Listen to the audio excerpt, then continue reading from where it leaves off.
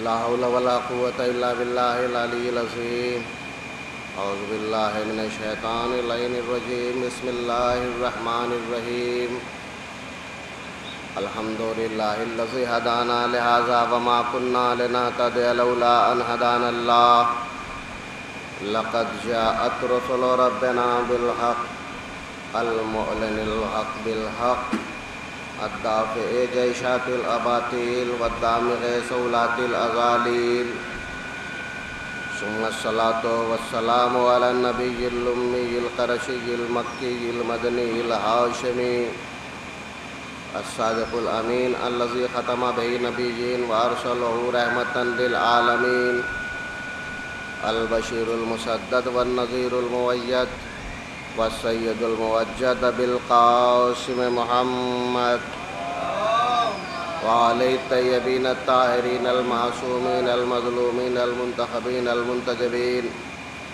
واللعنة الله على أعدائهم أجمعين من الآن إلى يوم الدين أما بعد فقد قال رسول الله صلى الله عليه وآله وسلم إن الحسين مصباح الهدى وسفينة النجاة صلوات بر محمد وآل محمد.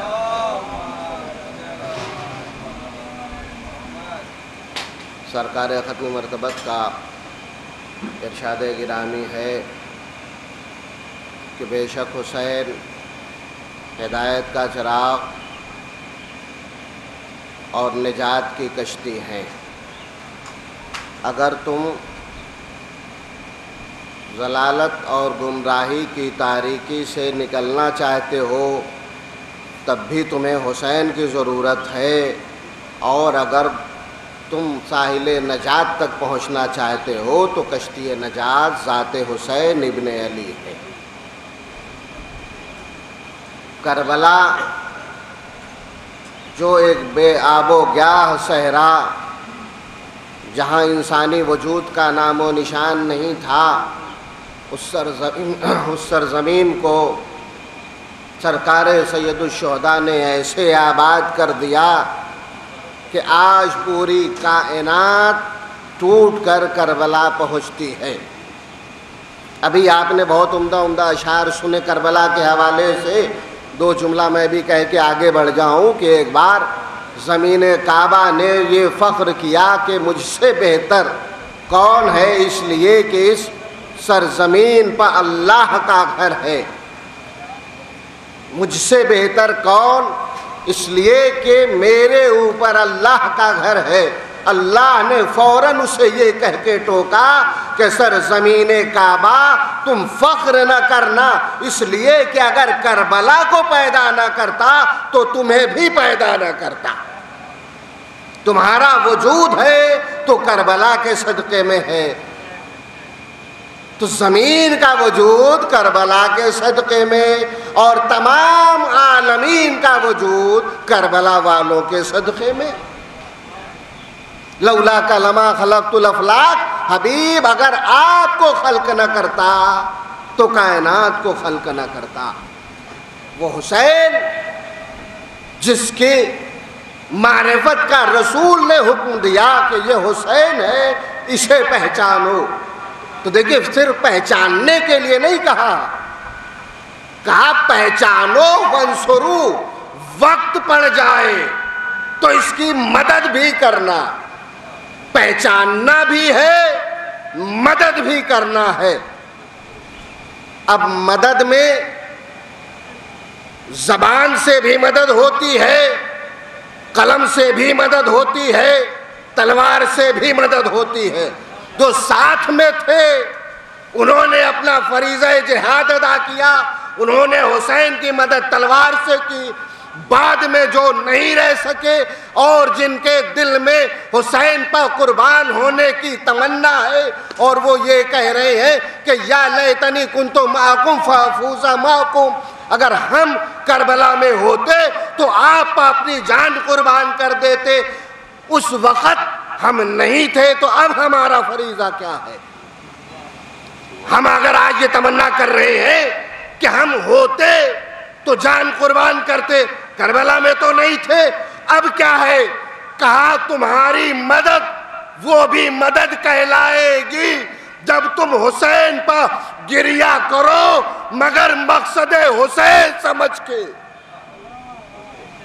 حسین پر گریا کرو مگر مقصد حسین سمجھ کے. اگر تم مقصد حسین کو زندہ کر رہے ہو تو تمہارا شمار بھی حسین کے ناصرین میں ہے. ورنہ نماز پڑھنے والے تو بہت سے ہیں، روزے رکھنے والوں کی کمی ہے، حج و عمرے پر جانے والوں کی کمی ہے، لیکن تمام عبادات تو ہیں. لیکن اگر ان عبادات میں حسین کی محبت شامل نہیں ہے تو یہ کچھ بھی نہیں ہے. اس لیے کہ ان تمام عبادات میں محبت اہل بیت بشکل روح موجود ہے. اگر ان میں ولائے اہل بیت نہیں ہے تو یہ جس میں عبادت بے روح ہے. اللہ ان عبادتوں کو قبول کرتا ہے جو ولائے اہل بیت کے سائے میں انجام پاتی ہیں. اگر محبت نہیں ہے تو اعمال بیکار ہیں. عزاداری ہم سے نہیں ہے، ہم عزاداری سے ہیں. ہم یہ سوچ رہے ہیں کہ ہم عزاداری کر رہے ہیں تو عزاداری قائم ہے. نہیں، عزاداری نے ہمیں زندہ رکھا ہے. تو ہمیں اپنے زندگی کا ثبوت یہ دینا ہوگا کہ حسین کے ہر اس عمل کی تاسیح کرے جو حسین نے کربلا میں کر کے دکھایا ہے. برستے تیروں میں، چمکتے ہوئے تلواروں اور نیزوں میں مسلح عبادت بچھا دینا اور خالق کی بارگاہ میں سر نیاز خم کر دینا کیا ضرورت تھی؟ جنگ ہو رہی تھی، تلوار نیام سے باہر ہوتی، دن بھر کی جنگ تھی، فیصلہ یا ادھر یا ادھر. یہ مسلح پر سجدہ کیوں؟ اس لیے کہ حسین بتا رہے تھے کہ ہم سر کاٹنے نہیں آئے ہیں. ان کان دین محمد لم یستقم الا بقتلی فیا سیوف خزینی. اگر میرے نانا کے دین کو بغیر میرا گلا کٹائے استحکام حاصل نہیں ہوتا تو میں اپنا گلا کٹانے کے لیے تیار ہوں. مطلب یہ ہے حسین کا کہ سجدہ تو کر رہا ہوں مگر سجدہ بچانے کے لیے حسین کو گلا کٹانا پڑے گا. دین محمدی کو استحکام عطا کرنے کے لیے مجھے اپنے اعزاء اور اقربا کی قربانی پیش کرنا پڑے گی. لیکن میں ان تمام قربانیوں کو ساتھ لے کے آیا ہوں.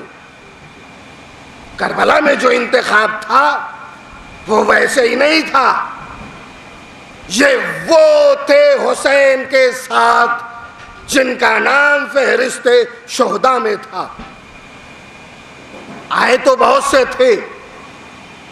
اگر 72 الگ نہ کرنے ہوتے 72 الگ نہ کرنے ہوتے تو حسین شب عاشور شب خیمہ گل نہ کرتے. شب خیمہ گل کر کے یہ کہا جا رہا ہے جسے جانا ہو چلا جائے. رات کی تاریکی میں ایسے بھی تھے جو سر چھپا کے چلے گئے. بیٹھے وہی رہے جنہیں کربلا میں شہید ہونا مقدر میں لکھا تھا، جنہیں تقدیر نے لکھا تھا کہ تمہیں کربلا میں اپنی قربانی پیش کرنا ہے. تو اگر ذات حسین ابن علی کی عظمت اور فضیلت کا اندازہ کرنا ہے تو ہمیں آغوش رسول سے لے کر نوک سینہ تک حسین کے تمام اقدام کا مطالعہ کرنا پڑے گا. اور جب ہماری نظر حسین کے اقدام پر پڑے گی تو دنیا کو یہی کہنا پڑے گا کہ آغاز فضیلت کا نام بھی حسین ہے، انجام فضیلت کا نام بھی حسین ہے. صلوات بر محمد وآل محمد.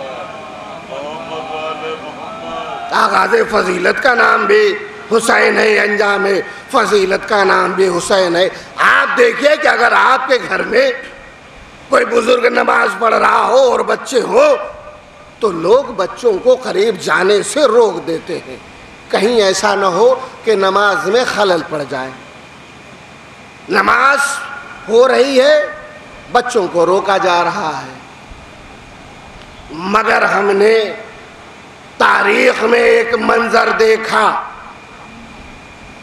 کائنات کا مرسل اعظم سجدے میں ہے، حسین گھر سے چلے، مسجد میں پہنچے، صفیہ راستہ ہیں، رسول سجدے میں، حسین نے صفوں کو ویسے عبور کیا جیسے معراج پر رسول نے آسمان اور افلاک کو عبور کیا تھا۔ پہلے آسمان سے گزرے، دوسرے آسمان سے گزرے، تیسرے آسمان سے گزرے، یہاں تک کہ اس منزل تک پہنچ گئے جہاں اب یہ لفظ قرآن کی ہے کہ 2 کمان یا اس سے کم کا بھی فاصلہ رہ گیا تھا۔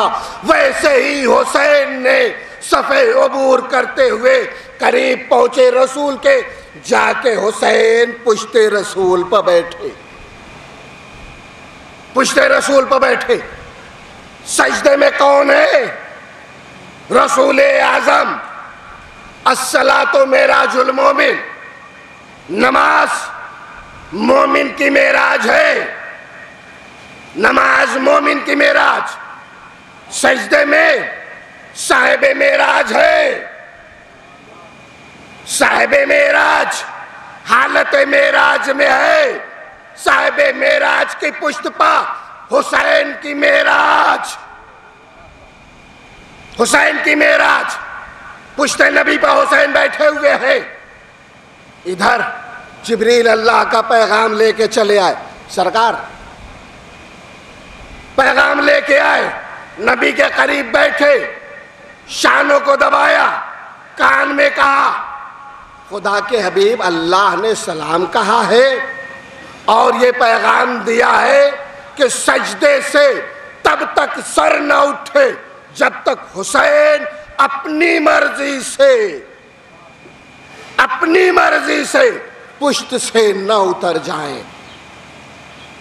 اب رسول کا ذکر سجدہ بلند ہو رہا ہے، سبحان ربی العالی و بحمدہ، سبحان ربی العالی و بحمدہ، سبحان ربی العالی و بحمدہ، یہاں تک کہ 70 مرتبہ نبی نے ذکر سجدہ بلند کیا۔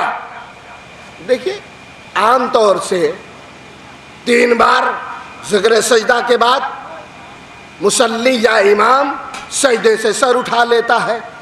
اگر امام نماز پڑھا رہا ہو اور خدا نہ خواستہ کسی دن وہ 2 بار سجدہ زیادہ کر دے، یہ بھی تو ہو سکتا ہے نا۔ ذکر سجدہ ہے 3 مرتبہ کے بجائے 5 مرتبہ اس نے کہہ دیا، کوئی قباحت ہے؟ جتنی مرتبہ تسبیح خداوندی کی جائے وہ کم ہے، لیکن جو معمول ہے اگر اس سے الگ کچھ ہو جائے تو امام سجدے میں ماموم کے سر بلند ہو جاتے ہیں اور دیکھتے ہیں کہ امام سجدے میں ہے تو دوبارہ سجدے میں چلے جاتے ہیں، سجدے میں چلے جاتے ہیں۔ آج نبی نے معمول کے مطابق 3 مرتبہ نہیں 70 مرتبہ ذکر سجدہ بلند کیا۔ اب نہ جانے کتنوں کے سر بلند ہوئے ہوں گے، اور جب سر اٹھا ہوگا جب حسین کو رسول کے پشت پر بیٹھے ہوئے دیکھا ہوگا۔ اب بتائیے یہ جو نماز پڑھ رہے ہیں ان کے دل میں حسین کا تصور آیا کہ نہیں آیا؟ اچانک نماز پڑھتے ہوئے کوئی چیز سامنے آ جاتی ہے، اس کی تصویر ذہن میں آ جاتی ہے۔ یہاں تو ایک ایسا منظر ہے کہ رسول سجدے میں، حسین پشت پا، اور نبی سگرے سجدہ بلند کر رہے ہیں، سبحان ربی العالی و بحمدہ۔ حسین کے اترنے کے انتظار میں 70 مرتبہ نبی نے ذکر سجدہ بلند کیا۔ اب یہ بتائیے کہ حسین کی محبت یا حسین کا تصور رسول کے دل میں ہے کہ نہیں ہے؟ نبی کہہ کے چلے گئے کہ جب تک حسین نہ اترے تب تک سجدے سے سر نہ اٹھے. تو اب نبی کہہ رہے سبحان ربی الاعلیٰ و بحمدہ اور سوچ رہے حسین اترے کہ نہیں اترے. سبحان ربی الاعلیٰ و بحمدہ حسین اترے کہ نہیں اترے. سبحان ربی الاعلیٰ و بحمدہ حسین اترے کہ نہیں اترے. اس اترنے کے انتظار میں ذکر سجدہ 70 مرتبہ بلند کیا گیا. نبی کے نماز میں حسین کا تصور ہے. سجدہ کس کا؟ اللہ کا. تصور کس کا؟ حسین کا. اللہ کی نماز میں حسین کا تصور ہے. جب نبی مرسل کی نماز بغیر تصور حسین کے مکمل نہیں ہوتی. تمہاری نمازیں بغیر حسین کے کیسے قبول ہو سکتی ہے؟ صلوات بر محمد والے. جب تک اپنی مرضی سے حسین نہ اترے اور اس اترنے کے انتظار میں نبی نے 70 مرتبہ ذکر سجدہ بلند کیا. حسین نے کہا نانا آپ نے میری محبت میں سجدے کو طول دیا ہے تو صحیح حسین سجدے میں تب تک سر رکھے گا جب تک سر تن سے جدا نہ ہو جائے. اور اسی وعدے طفلی کو نبھانے کے لیے حسین کربلا کے میدان میں آئے. اسی وعدے طفلی کو حسین کربلا میں قربانیاں لے کے آئے تھے. صبح عاشور سے عصر عاشور تک حسین نے قربانیاں پیش کی ہیں. آپ نے رات بھر جاگ کے سیدہ کو ان کے لال کا پرسہ پیش کیا. آپ اپنی تھکن محسوس کر سکتے ہیں. دھوپ تو نہیں تھی, آپ پیاسے تو نہیں تھے. ہائے کربلا, ہائے حسین, 3 دن کی بھوک, 3 دن کی پیاس. تمازت آفتاب کا عالم یہ ہے کہ اگر زمین پر دانا گر جائے تو دانا بھن جائے, اور پھر اس پر حسین کی مصیبت یہ کہ لاشوں پر لاشیں اٹھا رہے ہیں. لاشوں پر لاشیں حسین اٹھا رہے ہیں. کبھی حبیب کا لاشا, کبھی جون کا لاشا, کبھی اون و محمد کے میتیں, کبھی قاسم کا پامال لاشا, کہ ابھی عباس کے شانے, کبھی علی اکبر کی میت کانپتے ہاتھوں سے حسین نے اٹھائی.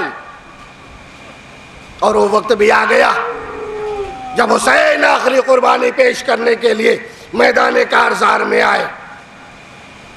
3 دن کی بھوک اور پیاس. تاریخ لکھتی ہے کہ جب حسین نے تلوار بے نیام کی ہے تو فوج اشکیا کوفے اور شام کی دیواروں سے ٹکرا رہی تھی. حسین کی تلوار چل رہی تھی. ہر طرف سے الحفیظ اور الامان کی صدائیں بلند ہو رہی تھی کہ ایک مرتبہ حسین کے کانوں میں ہاتف غیبی کی آواز آئی, یا ایتھا النفس المطمئنۃ ارجعی الی ربک راضیۃ مرضیہ. اے نفس مطمئنہ کے مالک, تو اپنے رب کی بارگاہ میں پلٹا اس حال میں کہ تو مجھ سے راضی, میں تم سے راضی ہوں. حسین نے تلوار کو نیام میں رکھا. بھاگی ہوئی فوجیں سمٹی. حسین پر ہر طرف سے حملہ شروع ہو گیا. کوئی تیر مارتا ہے, کوئی تلوار مارتا ہے, کوئی نیزوں سے اذیت دیتا ہے, اور جس کے پاس کچھ بھی نہیں ہے مظلوم امام پا پتھروں سے وار. جزاکم ربکم خیر الجزا. ہاں عزادارو، حسین نے وعدے طفلی ادا کیا، حسین کا سر تن سے جدا ہوا، اہل حرم کو اسیر کر کے کربلا سے کوفہ اور کوفے سے شام لے جایا گیا۔ شام ایک خرابے میں اہل حرم کو مقید کیا گیا جس کے اوپر چھت نہ تھی، جہاں دن کی دھوپ اور رات کے شبنم۔ یزید کا منشا یہ تھا کہ خرابہ گر جائے گا، اہل حرم ختم ہو جائیں گے اور دنیا کو یہ جواب دینا بھی نہ پڑے گا کہ کس نے مارا، کیسے مارا، لہذا اس نے ایسے خرابے میں اہل حرم کو قید کیا۔ لیکن جسے اللہ رکھے، اس لیے کہ یہ مقصد حسین کے پیغامبر ہے، اگر اہل حرم کربلا ساتھ نہ آتے تو شاید حسین کا مقصد کربلا تک دب کے رہ جاتا، لیکن اہل حرم کو ساتھ لانے کا مقصد یہ تھا کہ کربلا تک کا مرحلہ میرے ذمے ہے، بعد کربلا کا مرحلہ زینب تمہارے ہاتھوں میں ہے، لہذا زینب کربلا چلی چلو۔ زینب کربلا سے کوفہ اور کوفے سے شام آ گئی، اہل حرم مقید ہیں۔ آہستہ آہستہ جب شام والوں کو یہ خبر ہوئی ہے کہ یہاں زندان میں کوئی اور قید نہیں ہے، نبی کی نواسیاں قید ہیں، علی و فاطمہ کی بیٹیاں قید ہیں، شام میں بغاوت کے آثار نمودار ہوئے، یزید نے اہل حرم کو رہا کرنے کا ارادہ کیا۔ سید سجاد کو بلایا گیا، حداد کو بلا کر یزید نے کہا سید سجاد کے ہاتھوں سے ہتھکڑیاں کاٹ دی جائیں، پیروں سے بیڑیاں کاٹی جائیں، گلے کا تو کے خاردار اتارا گیا، کمر سے لنگر جدا کیا گیا۔ یزید کہتا ہے سید سجاد ہم نے تمہیں آزاد کیا، چاہے تم شام میں رہو اور چاہے مدینے واپس چلے جاؤ۔ سید سجاد کہتے ہیں یزید جب تک پھوپھی زینب سے میں اجازت نہیں لے لیتا میں تمہیں کوئی جواب نہیں دے سکتا۔ زین العابدین قید خانے میں آتے ہیں، زینب نے سید سجاد کی بدلی ہوئی کیفیت دیکھی، ہاتھوں میں ہتھکڑیاں نہیں ہے، پیروں میں بیڑیاں نہیں ہے، دوڑ کے بیٹے سے گلے لپٹ گئی، سجاد تمہاری ہتھکڑیاں، تمہاری بیڑیاں، پھوپھی اماں یزید نے ہمیں رہا کر دیا۔ اور یزید کہتا ہے اے سید سجاد چاہے شام میں رہو اور چاہے مدینے واپس چلے جاؤ۔ بیٹا تم نے کیا جواب دیا؟ تم نے کیا جواب دیا؟ کہا پھوپھی اماں میں نے کہا ہے کہ جب تک پھوپھی سے اجازت نہ لے لو میں کوئی تمہیں جواب نہیں دے سکتا۔ زینب کہتی ہے بیٹا سجاد ہم نانا کے مدینے جائیں گے، لیکن اس سے پہلے یزید سے کہو کہ ہمارے لیے گھر خالی کرا دے، جب سے میرا بھیا مارا گیا میں اپنے بھیا کا ماتم نہ کر سکے، پہلے بھیا کا ماتم کریں گے۔ لیجیے عزادارو ایک مکان خالی کرایا گیا، زینب نے فرش عزا بچھائے، زینب نے ایک جلا ہوا مصلی بچھایا۔ اے سجاد بیٹھو میرے لال، کیا ہوا پھوپھی اماں؟ اے سجاد تمہارا بابا مارا گیا، کسی نے تمہیں تعزیت نہ دے، تمہارے پشت پا درے مارے گئے، ہاتھوں میں ہتھکڑیاں، پیروں میں بیڑیاں، گلے میں توقے خاردار۔ زینب نے سجاد کو حسین کا پرسہ دیا۔ سجاد کہتے ہیں اے پھوپھی اماں آپ بیٹھے اس لیے کہ آپ کے اون و محمد مارے گئے، علی اکبر مارے گئے، حسین مارے گئے، آپ کے سر سے ردا چھینی گئی، نوکے نیزہ سے اذیتیں جزاکم ربکم خیر الجزا۔ عزادارو، اہل حرم نے اپنے اپنے وارثوں کا ماتم کیا، آپ نے ابھی جلوس ہماری کو رخصت کیا ہے۔ یہ وہ علامت ہے جب اہل حرم اسیری سے رہائی پا کر واپس مدینے کے لیے روانہ ہوئے ہیں۔ حریر و دیبا کے پردے لٹکائے گئے۔ زینب نے ہماریوں کی کیفیت دیکھے۔ زینب سید سجاد کو قریب بلا کے کہتی ہے، بیٹا سجاد، عزیز سے کہو اب ان ریشمی پردوں کے کوئی ضرورت نہیں ہے، ان ہماریوں پر سیاہ پردے لگائے جائیں۔ ہاں عزادارو، سیاہ پردے لگائے گئے۔ بشیر کے قیادت میں قافلہ چلا۔ زینب کہتی ہیں، اے بیٹا سجاد، بشیر سے کہو کہ ہمیں کربلا ہو کے مدینے لے چلے، پہلے ہم اپنے بھیا سے ملنے جائیں گے۔ قافلہ آمادہ ہے، اہل حرم سوار ہوئے، کربلا قریب آیا۔ جابر غلام کے ساتھ آئے تھے۔ غلام کہتا ہے، آقا کچھ سواریاں ہیں جن پر کالے پردے پڑے ہیں۔ جابر کہتے ہیں، مجھے کچھ دور لے چلو، یہ نبی کی نواسی حسین کے بہن اپنے بھائی سے ملنے آ رہی ہے۔ قافلہ کربلا پہنچا۔ زینب نے اپنے کو اونٹ سے گرایا، کونیوں کے بل چلتے ہوئے قبر حسین پائے۔ اے بھیا حسین، زینب شام سے رہا ہو کے آئی ہے۔ اے بھیا، زینب شرمندہ ہے، جاتے ہوئے تم نے اپنی امانت سکینہ میرے سپرد کی تھی۔ زینب واپس کربلا آئی ہے، تمہاری امانت زندان شام میں چھوڑ آئی ہوں۔